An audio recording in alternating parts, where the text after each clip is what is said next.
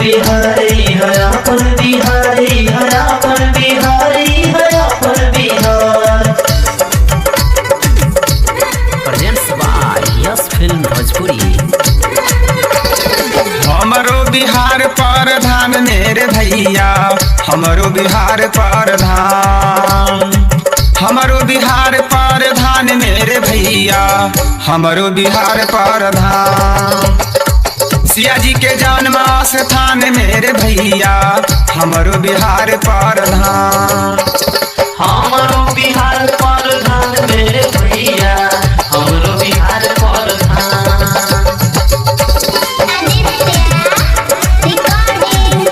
वासुदेवपुर चंदेल 95 76 33 27 66।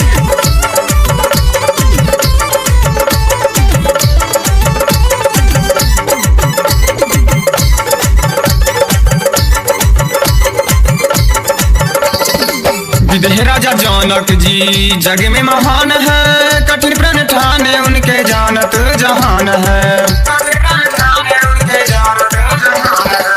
विदेह राजा जनक जी जग में महान है, कठिन प्रण ठान उनके जानत जहान है। धनुष यज्ञ में राम जी पधारे मेरे भैया, हमरो बिहार प्रधान।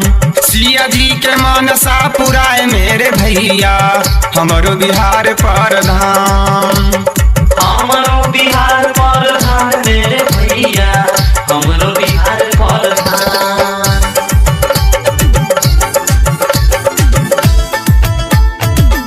यह अपन बिहारी है अपन बिहारी है अपन बिहारी है अपन बिहार अपन बिहार।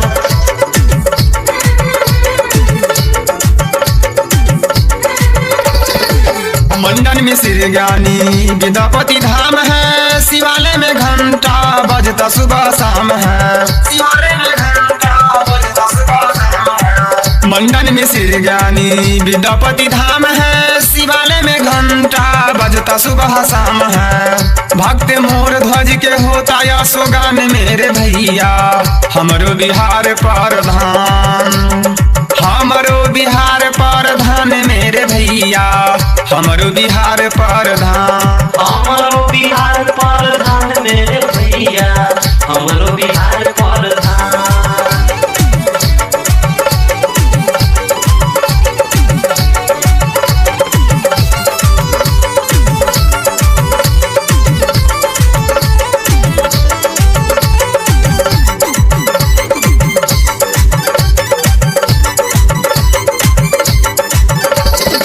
लिच्छवी के गणतंत्र भगतन के खान है, गज के बचाए प्राण आके भगवान है।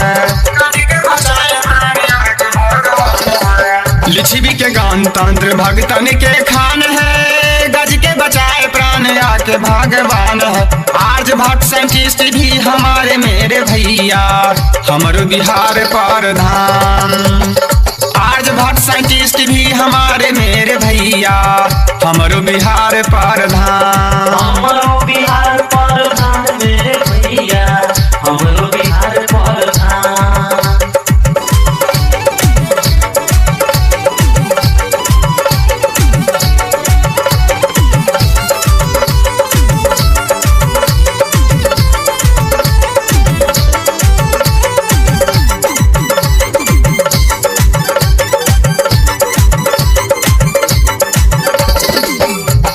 पटना बड़ में उमानाथ धाम है, आजादी के दीवाने बाबू कुंवर सिंह का नाम है।